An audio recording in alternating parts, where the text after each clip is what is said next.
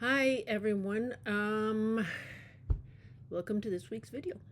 In this video, we're going to be talking about finding a job.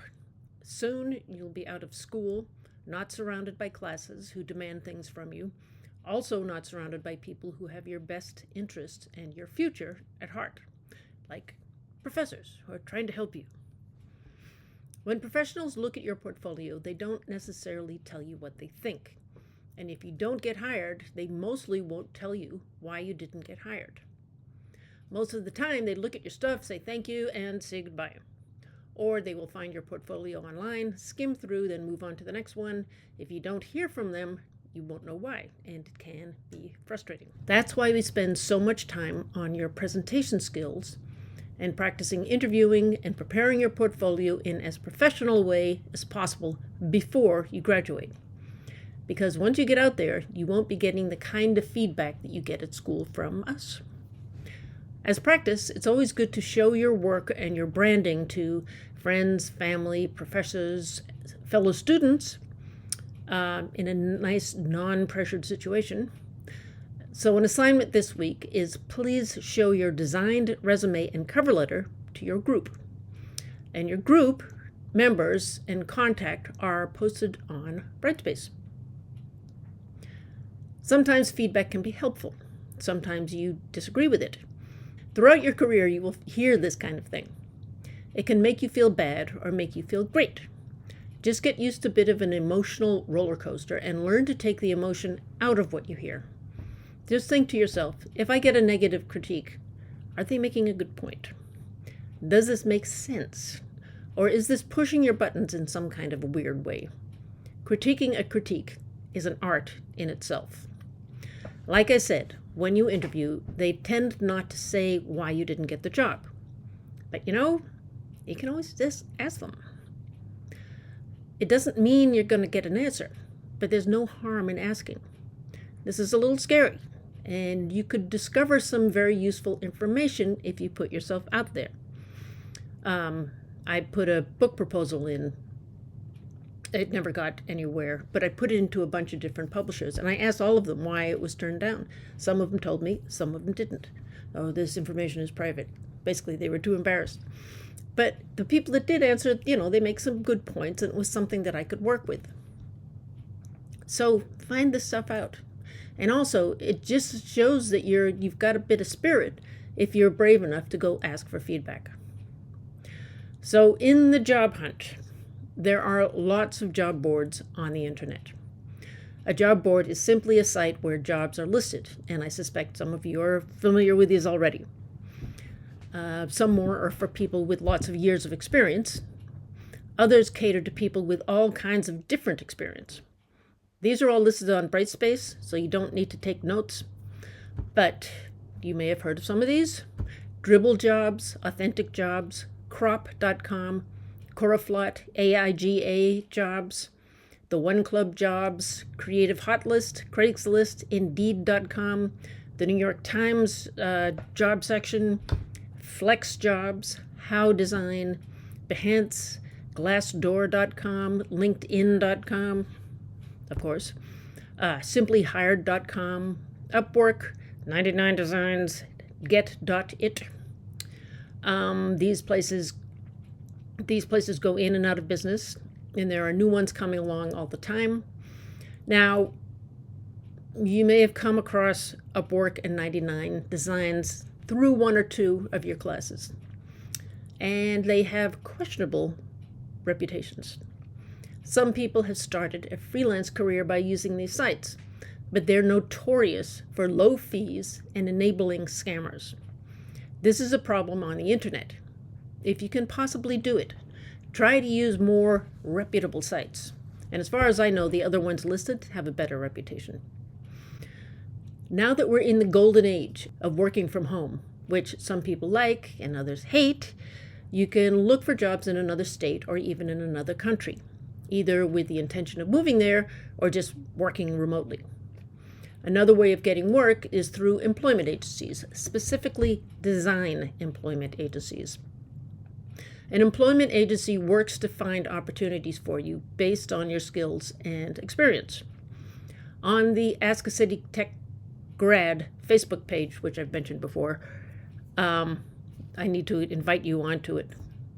So get on Facebook and then ask to be invited onto it. Anyway, if you scroll down, there's an interview with Jackie Landers, who graduated a while back, and she talks about how she got her first jobs through employment agencies. By the way, check out the other interviews with the City Tech grads here. It's easy to get frustrated in the job hunt, and they are success stories which will inspire you.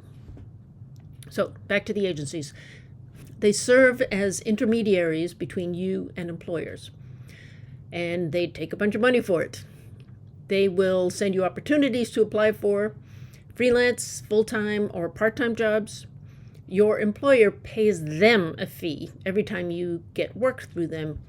They don't tell you how much they earn, but sometimes if you get $100, they get $100. But it's a great way to get into the market and get some highly useful experience.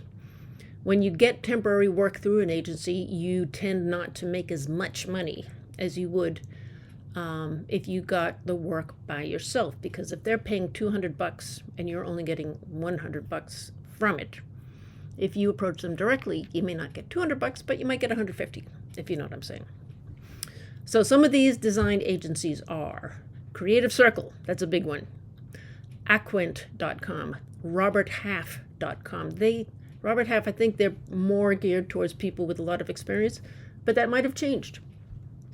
iCreatives.com, The Hired Guns, ArtistTalent.com, ScionCreativeStaffing.com, DesignRush.com.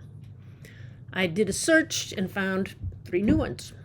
These agencies are constantly starting up, merging, going out of business, starting up a new business. By the time you graduate, there will be new ones. Just do a search, but I put these ones on Brightspace to get you started. And just for laughs, I've included a UK-based design agency. Check it out.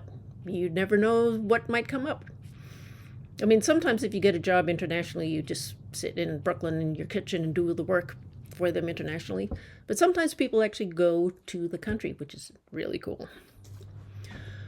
And the UK-based one is jobs.designweek.co.uk. UK being United Kingdom, which is basically Britain. I know, a bunch of names. LinkedIn also posts jobs and sends you job opportunities as they come up. You just have to set up the alert. Make sure your LinkedIn profile is up to date, and say in the description that you're looking for work, what you're looking for. As you update your resume, update your LinkedIn profile. Some students get contacts and interviews through their LinkedIn profiles just by putting their information there. And the reason they get contacted is because, you remember I was talking earlier in the semester about the SEO words, the search engine optimization words that you put into your descriptions on your LinkedIn profile. That's how they find you. If you don't put Adobe in there, they're not going to know that you know Adobe. So go through the list of words and make sure those are in there somewhere. That's all you need to do. It's really easy these days. We didn't have this back in the old days. So I'll be talking more about social media as the semester progresses. But now, if you have a favorite ad agency or design studio or publishing house that you really, really want to work for, you can just go to their company website and look on their careers page. This can be called lots of different things. Sometimes it's the jobs page, employment page, human resources, the HR page, or do you want to work for us page, and other names that I can't think of. Come and chat with us or something like that. They often list job opportunities and internships with the proper contact information right there on the site. Basically, they don't bother to advertise because they know ambitious designers will contact them directly. You can be that ambitious designer. This also goes for industries. If you love fashion or sports or the theater or finance, look on their websites and see what's available. If it looks like the kind of place you want to work, contact them. There are often jobs or internships listed, and you can apply directly to them. If there are no jobs listed, ask them just to review your portfolio. That's not a terrible idea. Since you're not directly applying for a job, you're free to ask for an honest opinion, honest critique, honest feedback on your portfolio, and often professionals will just help young designers this way. And if they like your stuff but don't have a job available at the time, you're kind of getting on their radar for future openings. Then you link to that person and that company on LinkedIn. Many companies do this because they don't have to make the effort to advertise the position. The designer simply approaches them. Be one of those designers. Everything I'm telling you now could change by next year, next month, by the time you graduate.